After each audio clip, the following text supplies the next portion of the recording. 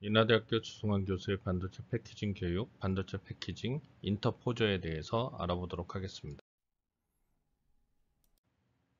SI/RDL 인터포저의 정의.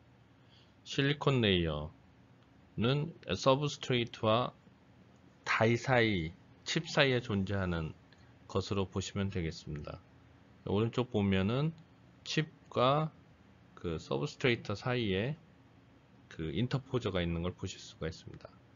패키징 역할뿐만 아니라 다이와 IO 사이에 커넥션을 지원하는 게 특징이고 TSV 기술을 사용합니다. 실리콘이기 때문에 실리콘이라는데 실제는 실리콘 웨이퍼죠. 실리콘 웨이퍼에다 구멍을 뚫는 기술을 TSV라고 합니다. 그리고 이 RDL은 실리콘 웨이퍼니까 액티브하고 패시브를 지원합니다. 그래서 그 두 가지 방식이 있고 이거의 제작은 실제 파운더리에서 제작한다고 보시면 되겠습니다.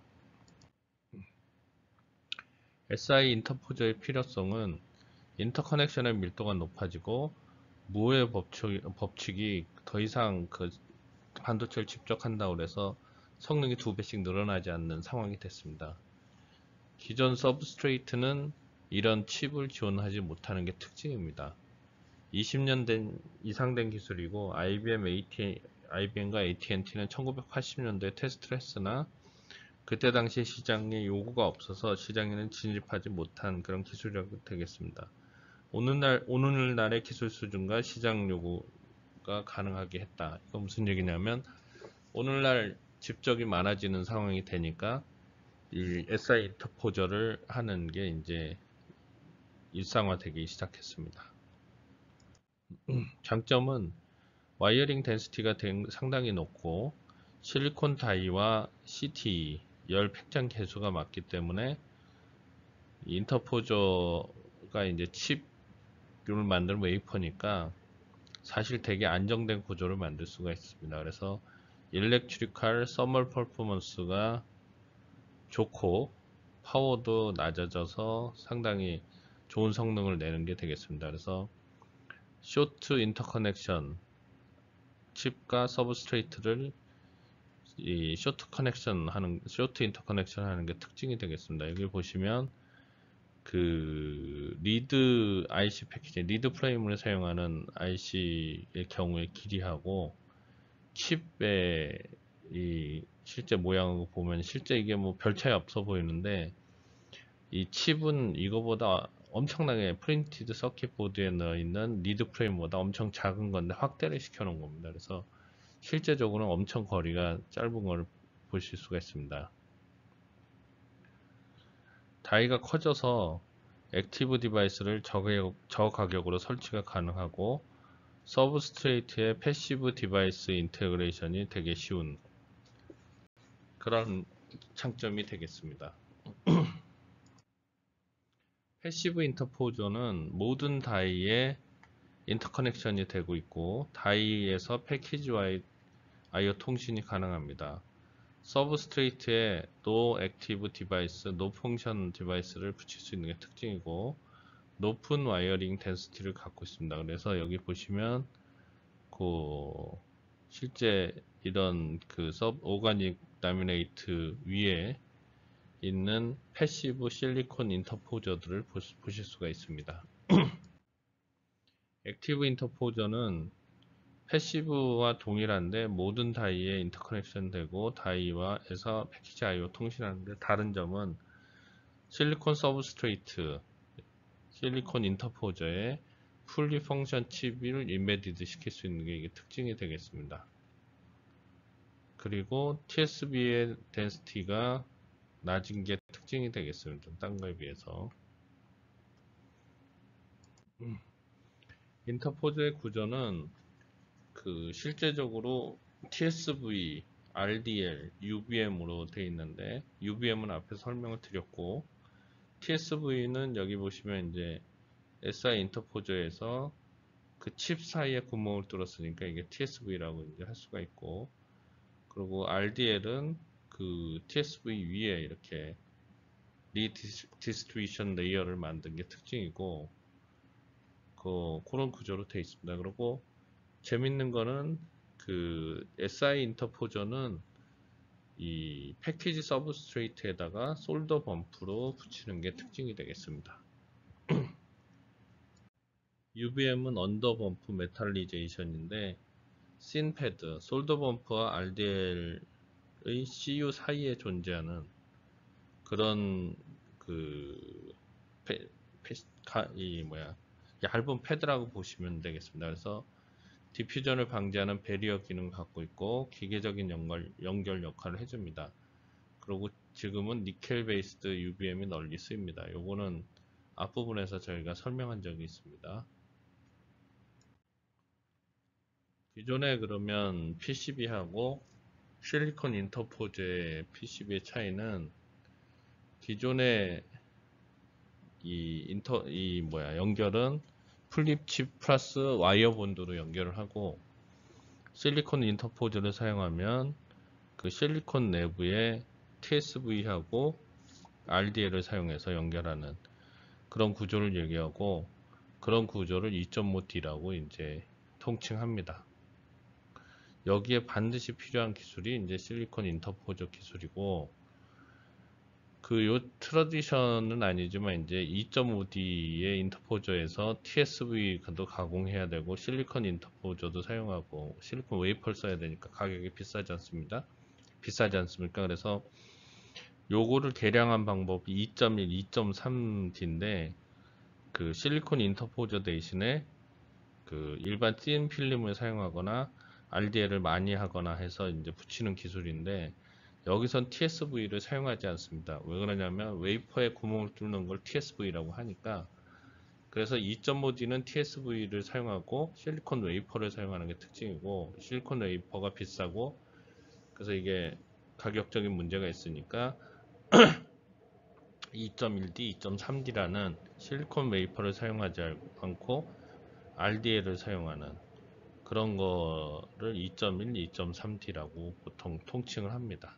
이게 자꾸 헷갈리는데 그렇게 알아두시면 되실 것 같습니다. 2.5D는 실리콘 웨이퍼를 사용하고 그러니까 실리콘 인터포저라고 불리게 되고 그리고 여기는 그 웨이퍼기 때문에 웨이퍼 사이에 구멍을 뚫는 기술인 TSV를 사용하고 TSV를 사용하지 않는 것은 유기 인터포저라고 보면 되고 그건 2.1D, 2.3D 이렇게 생각하시면 되고 그 실리콘이 아닌 유기를 사용한다 이렇게 해서 구분하시면 됩니다. 그리고 원리는 거의 똑같다고 보시면 됩니다. 미래는 이제 패시브 인터포저에서 액티브 인터포저 위주로 돼서 이제 정밀도를 점점 높여가는 그러니까 회로의 성능을 높여가는 그런 쪽으로 갈 거로 보고 있습니다.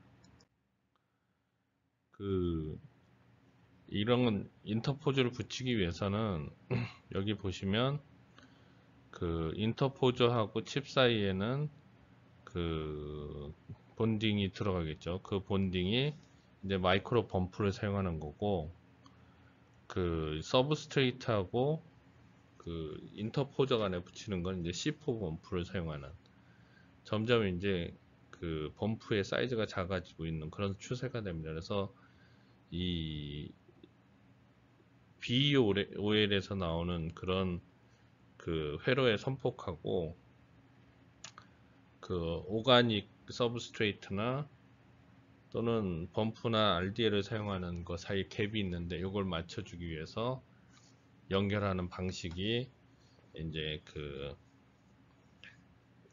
설명을 드리도록 하겠습니다. 이걸 연결하는 방식이 이제 웨이퍼 레벨 패키지에서 배웠던 플립칩 범퍼인데 가장 많이 활용되는 범퍼의 종류는 솔더를 이용한 C4 범프이고 웨이퍼 레벨 공정으로 웨이퍼 장비를 이용함으로 공정 비용이 높은 게 특징이고 인터포저 사용으로 마이크로 범프의 사용이 늘어나고 있는 게 특징입니다. 그래서 이 본딩은 주로 TCB 본딩이 주로 사용됩니다. 또 최근에는 ACF를 사용하는데 이거는 골드 범프를 열에 녹여서 접합이 불가능하기 때문에 이방성 전도 필름인 ACF를 사용해서 붙이는 기술도 있습니다. 그래서 미래에는 범프를 사용하지 않는 하이브리드 본딩으로 가고 있고 우리나라에서 적용이 될 만한 것이 이제 HBM에서 적용되지 않을까 이렇게 생각하고 있습니다. 그리고 현재 그 최근에 연구 동향으로는 HBM에서는 이걸 지금 시험하고 있다고 합니다. 왜냐하면 범프의 공간만큼을 이렇게 웨이퍼를 계속 지금은 HBM3는 12개를 하는데 더 이제 용량이 커지면 더 많이 쌓여야 되는데 그 사이에 범프가 있으면 속도도 늦지만 이제 두께가 높아지기 때문에 그거를 줄이기 위해 가지고 직접 다이렉트로 붙이는 다이렉트 본딩으로 가고 있습니다. 여기 플립칩에서 ACF는 뭐냐면 앞에서도 일반적으로 설명을 드렸는데 골드 범프 사이에 ACF 필름을 넣으면 이거를 전도성 작은 입자로 채워진 필름인데 평소에는 입자들이 떨어져서 전기가 통하지 않는데 플립칩 범프에 가지고 필름이 눌리게 되면 힘을 줘서 눌리는 거죠. 그러면 전도성 입자들이 패드하고 범프 사이에 끼게 돼서 그 양이 많아지게 되면 이제 밀도가 높아지게 되면 전기가 통하는 그런 구조로 되어 있습니다. 눌리지 않는 영역은 전도성 입자들이 서로 떨어져 있으므로 전기가 통하지 않고 접합 후에 필름에 있는 플라스틱이 언더필 공정을 대신하기 때문에 그 재료가 불필요하고 공정이 더 단순화되는 게 특징이 되겠습니다. 각 기술별로 범프 사이즈를 이제 설명드렸는데 그 FOHD는 팬아웃 하이 덴시티를 얘기합니다. 그리고 FOUHD는 팬아웃 UHD 그러니까 울트라 하이 덴시티를 얘기하고 그거보다 더 정밀도가 높아지면 그 SI 인터포저의 범프가 되겠습니다. 그리고 플립칩 마이크로 범프나 CU 필라 범프들이 이제 나오고 그리고 인베디드 SI 브릿지에서도 마이크로 범프를 사용하고 그 다음에 이제 아주 그 더 얇아지면 이제 하이브리드 본딩이 되는 그런 구조로 바뀌고 있습니다. 마이크로 범프는 한 45 마이크로 피치인데 이것도 점점 작아져서 이거에 대한 범위도 각각 책마다 다르게 나오고 있는데 어쨌든 마이크로 범프는 일반 범프 쪽보다 더 작게 나오는 그런 범프를 이제 마이크로 범프가 되겠습니다.